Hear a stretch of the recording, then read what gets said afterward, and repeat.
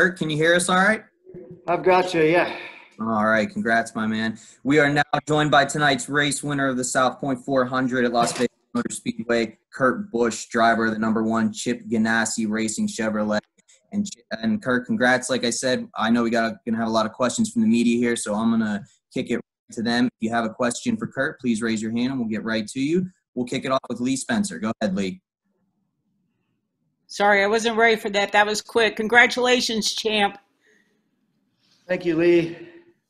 Man, I know how bad you've wanted to win this race. Has it sunk in at all? I mean, the celebration out there, that was memorable, but after getting the Daytona 500, I knew that this was just absolute tops on your list. This is 20 years of agony and defeat, and now today with triumph. I don't know if I have any more gas left or if I just filled my tank up to go win every race that I'm going to jump in next. This feeling of growing up here and watching the track get built from the desert gravel pit that it was by Richie Klein and his group. And then when Speedway Motorsports came in and bought it, I'm like, man, there's going to be a cup race there. I hope I can, make my way up through legend cars. And just all the memories of everybody, my mom and dad, every Saturday night, all the commitment they gave me and my little brother to make it in racing. For me, it was a hobby. I never knew I'd get this far. And a guy named Craig Q here locally in Las Vegas, the owner of the Star Nurseries here in Las Vegas, took a chance on me and let me run his late model a few times. And we won a couple races and started working our way up. And it takes a village to make somebody cut through and make it. And this is my hometown, and I have so many people to thank. And I just couldn't be more proud. And I know that they're very proud right now, watching on TV, watching on NBC and Sports Network, and seeing their hometown boy win at the hometown track. I know on normal weekends you would have your friends from Star Nursery, you would have the high school people you grew up with. Is it somewhat bittersweet under the pandemic that it just wasn't? I mean, I don't know. It just seems like, it would have been a little bit different had there been your hometown crowd there to cheer you on. No, they've pierced my heart right now. My memory of everybody, I know they're thinking of me, and I know they're celebrating. They're enjoying this just as much as I am. And yes, with empty grandstands, that's tough. The governor couldn't help quite make the right call to get fans in the grandstands, but everything aside, yes, it's a bit empty, but my heart is full. I won at my hometown track after 20 some odd tries. Congratulations. Enjoy it, man. Thank you. Next up, we'll go to Jerry Jordan. Go ahead, Jerry. Hey, Kurt, congrats. And real quick, take us through those final laps, what was going through your head, and, the emotion when you were spelling out Las Vegas out there with the checkered flag. The race unfolded in our favor when we were leading and we were cranking out some great lap times on old tires, and a yellow came out, and I'm like, this is like a huge break. This is like having all your chips in on a roulette number, and it came up one. It came up our number, and we doubled down. We had a good pit stop to hold our track position. We had to battle to Benedetto on some of those restarts. I pulled out a few drag racing tricks on him. I used our strengths against his weaknesses. And at the end, I mean, to again have 20 years of this track kicking my butt, it did the same thing tonight. After lap 200, I'm like, really again? I'm going to have to battle, maybe to get to 10th. And we had no stage points tonight either. So that yellow was a huge break for us. And again, thank you to everybody in Las Vegas that helped my career get up and going. There's so many people here. Enjoy it tonight with me. Real quick, one more final. I guess you're riding back with Kyle. Brixton kicked this weekend off. Any pressure on you extra to beat your nephew this weekend? I mean, I wish I could have been there for it, but I was trying to stay focused on getting my rest and being ready for today's race. And the pressure was there. And honestly, on the plane ride out here, I was telling Samantha, my sister-in-law, that life's going to change with Victory Lane. I said, how did he feel? What were his emotions? And she said he was vibrating and that he loved it so much and that he could feel that energy of being a winner. And I just sat there on the plane going, my dad helped me. We helped Kyle. Kyle and my dad and myself were helping Brexton. It definitely felt like a generational shift was happening. But maybe not. Maybe not. This old guy still got it going on. Obviously, you made it to victory lane. Congrats. Thank you. All right, next up we'll go to Bob Pockris. Go ahead, Bob. Yeah, Kurt, I mean, when you're going for the win there, is there anything going in your mind like, man, the difference between first and second, a playoff spot versus being on the bubble? It was going to be a tough pass for anybody to make. That was our ticket to move forward, to win, to do the job that I need to do. I mean, it's like giving a lion a piece of meat. I had it. I was in position, and nobody was going to take it from me. And I had to execute on those restarts and then change the draft around. And the 11 was definitely going to have a hard time passing us because he had more to lose than we do. Thank you. Next up we'll go to Chris Knight. Go ahead, Chris. Hey, Kurt, congratulations on the win. I was just wondering if you could talk about how important your spotter Tyler Green was for those crucial restarts and what your relationship's been like with Tyler. Tyler Green is a great spotter. He's a great kid, and he's a good racer. He races legend cars in his spare time, and he actually has the most experience with the choose rule. And this is my 21st year. I've never done a choose rule before, and so I've just gone off of him 100%. We've been crystal clear, and yes, spotters have to relay information with the restart lanes, with the draft, and where lap times are being produced. But all in all, my crew guys, this Monster Energy Chip Ganassi team, we knew we needed nighttime, and yellow came out at a perfect opportunity, and we had the right setup to be able to hold it wide open at the end to win it. Thank you, Kurt. All right, next up we'll go to Stephen Conley with PRN. Go ahead, Stephen. Kurt, congratulations. Knowing that you're locked into the next round, that's obviously got to be big, take a lot off your mind for the next two races. But kind of looking forward into the round of 8, what does tonight's run do for you and this team, especially with Kansas and Texas back-to-back to start off the next round?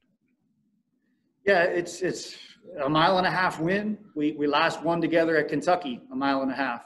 So if you fast forward to Kansas and Texas, it's a mile-and-a-half. And so everything is just pointing in our direction right now. I don't want to get too far ahead of ourselves, but we will enjoy this. We will celebrate. We need to grab points at Talladega. We need to grab points at the Roval.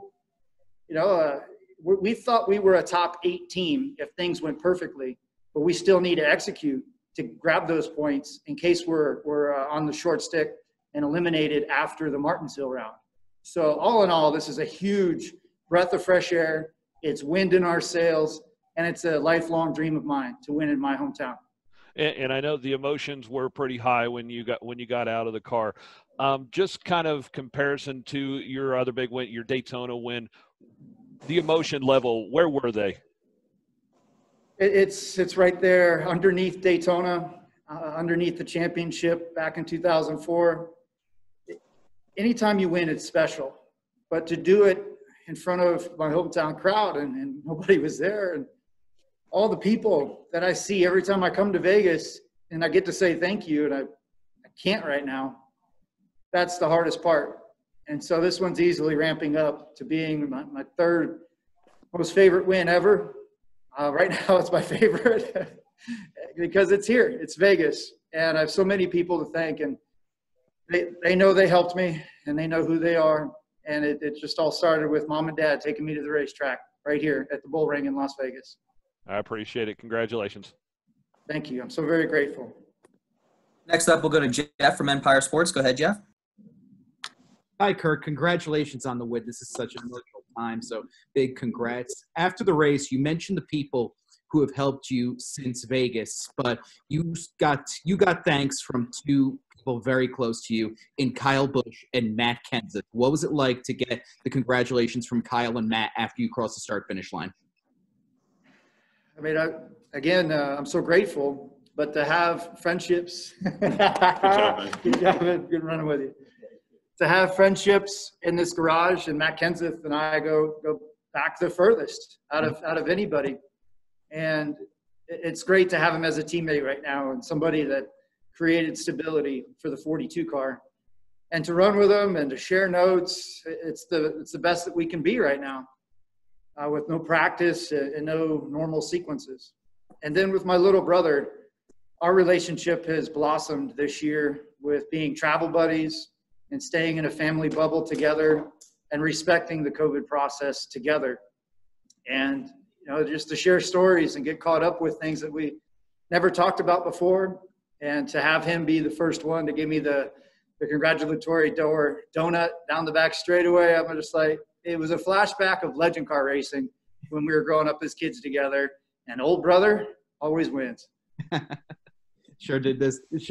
Well done. But if I could follow up with one more, it's safe to say that some people might have not have had the number one in the round of 8, but this was a team effort tonight. Your spotter did a great job. Pit crew did a great job.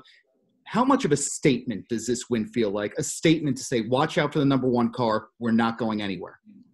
I'll be honest with you. We needed everything to go perfect in this round to advance to the round of 8.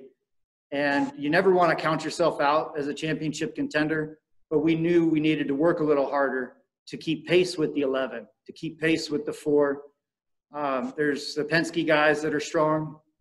And, I saw the 4 car tonight struggling, and the 18 was running around me a lot tonight. You never know when your moment's going to come, and the yellow came out at a perfect opportunity for us. And so, yes, we're advanced through to the round of 8. I still think it's important to grab points at Talladega and the Roval. We just don't have any ill side effects that are going to pop up these next 2 weeks. So we still need to go out there and put points in our pocket. Awesome. Thanks, Kurt. Congratulations. Thank you. Next up, we'll go to Tom Zalewski. Go ahead, Tom. Hi, Kurt.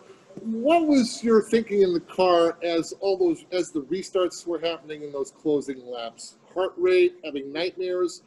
Are you thinking confidence? What was your general mood as you were sitting in the car, getting yourself set up for the best chance to win the thing? I go by this quote that I learned earlier this year, reading some books and listening to some speakers. And this guy, he said, so what, now what? It doesn't matter what pops up. If it goes against you or if it's with you, so what, now what? And that makes you clear your mind. It makes me clear my mind anyway, and find a plan, find a procedure that's going to still keep us up front and protect that position. Well done, bud. Next up, we'll go to Dustin Long. Go ahead, Dustin. Thank you. Kurt, even with more opportunities to run at Vegas in the future, was there ever a point where you were worried that you might not win at your home track in your career? I was worried about lap 200 today. I was like, oh, track got me again.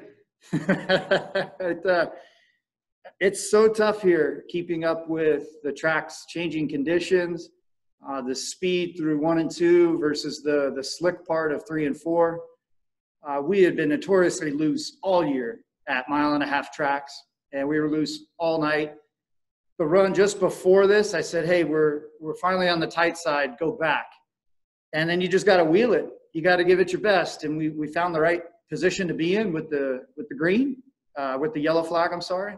And then the restarts. But, I mean, it's Vegas. You got to put yourself in position for the dice to unfold in your favor or for the cards to flip out. I mean, that would be the equivalent of having all of your money in after you've been wasting money and burning up money all night at the blackjack table. And you go, you know what, one more hand, I'm all in. And then it just flipped over, an ace and a jack suited, and it felt perfect.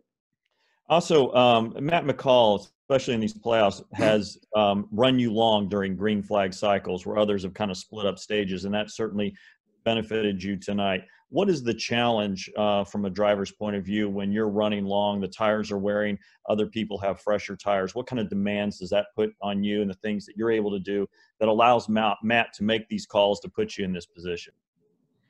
That's the good news and the bad news. We have been really good on long runs this year at 1.5 miles. And when we were out front on old tires, we were cranking out some of the best laps that we had all night.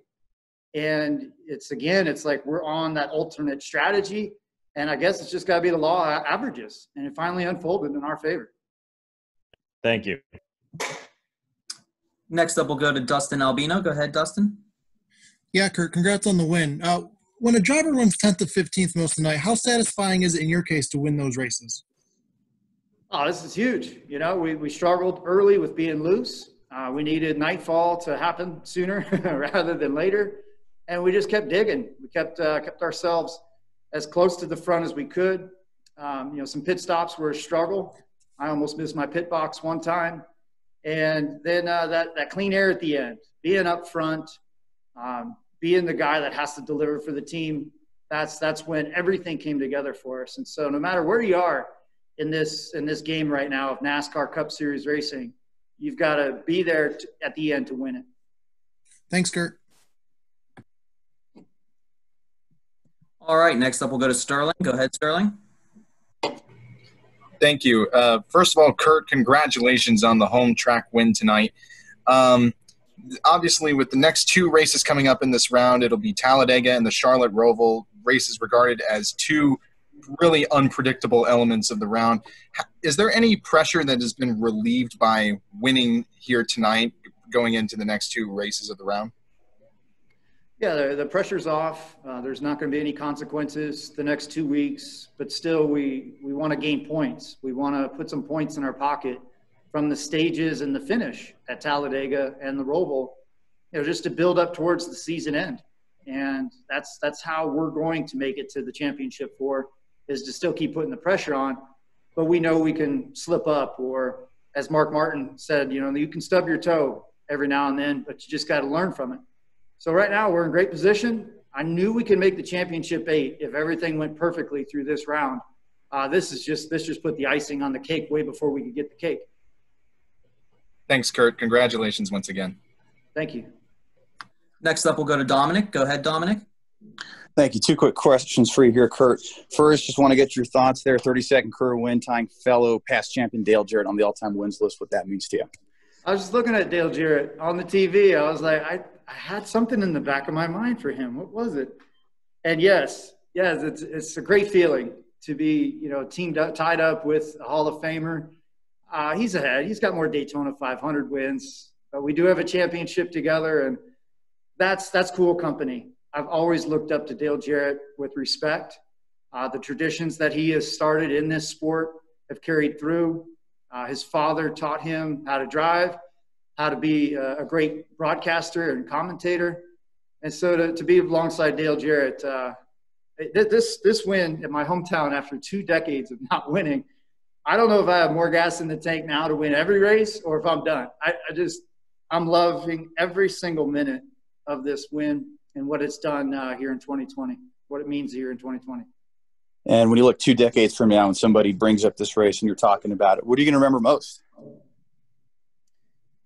It's being in position, never giving up. And when the opportunity to win comes your way, you have to be that lion and you have to grab that piece of meat and you can't let go.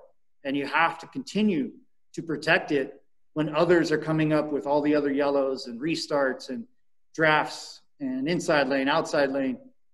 That's what I'm going to remember the most.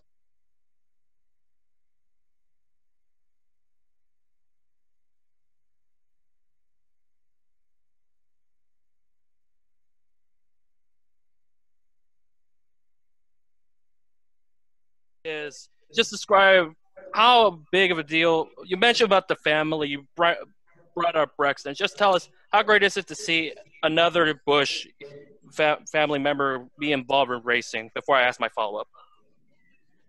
It's a great feeling to see little Brexton already piecing it together and putting it in victory lane and having that excitement and that joy of winning. It takes a team effort. And for my dad to be there and my mom, this next generation, it's amazing. And watching Samantha, my sister-in-law, helping Brexton, and it reminds me of my mom when she was there doing everything she could for me. And I honestly had a feeling on the plane ride out here today with his win. It was like, my job's almost done here. Starting to become that old guy. I got to find the rocking chair because Brexton's taking over. but not so fast. It's great to be back in victory lane. Speaking of victory lane, it's been also a big week for next season to have Ross Chastain as your teammate. Just tell us how much of an asset he'll bring to that team going into the new season. Still got a racing left, but, think ahead. Yeah, he's a great addition. Ross Chastain will fit in right away. His style of driving and how he goes about his craft is very similar.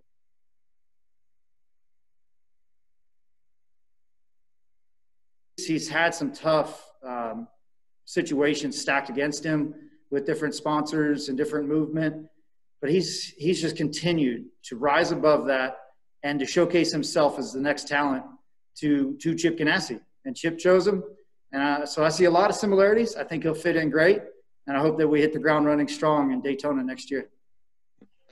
Thank you. Congrats on the win and enjoy it. Thank you.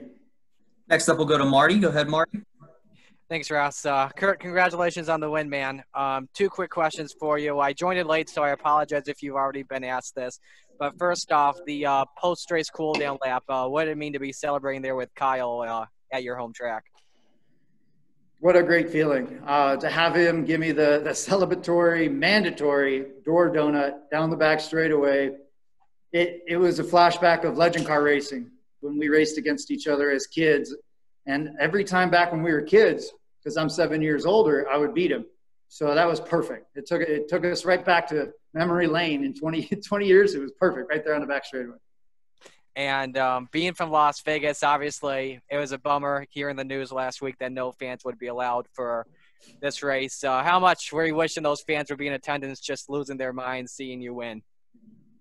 It was tragic.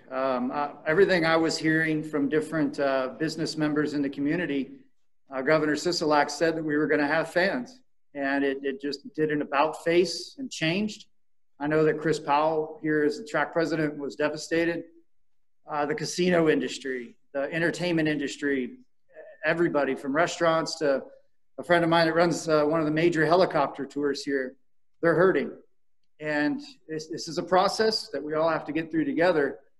But when you have 80 to 100,000 seats available for social distancing and for everybody to be able to enjoy it and to do it properly, I'm not a politician, but hey, I wish we could have had the fans. I know they saw me in spirit. They were watching it on NBC Sports Network, and my heart is pierced right now from all of my great memories of fans, family, and just the cool people that helped me become a winner here in Las Vegas. Thanks for your time, man. Congratulations once again. Thank you. Do we have any final questions for Kurt here? No? All right, Kurt, thank you for your time. Yeah, go ahead. If we don't, I got to make a comment. Ron Kontowski with Las Vegas Review-Journal, I don't know if he's on here. You can finally write a good article about me in Las Vegas. I'm going to be so proud of you tomorrow when I wake up and read the paper. Thank you, Ron. All right, Kurt, thank you for your time and congrats again. Thank you.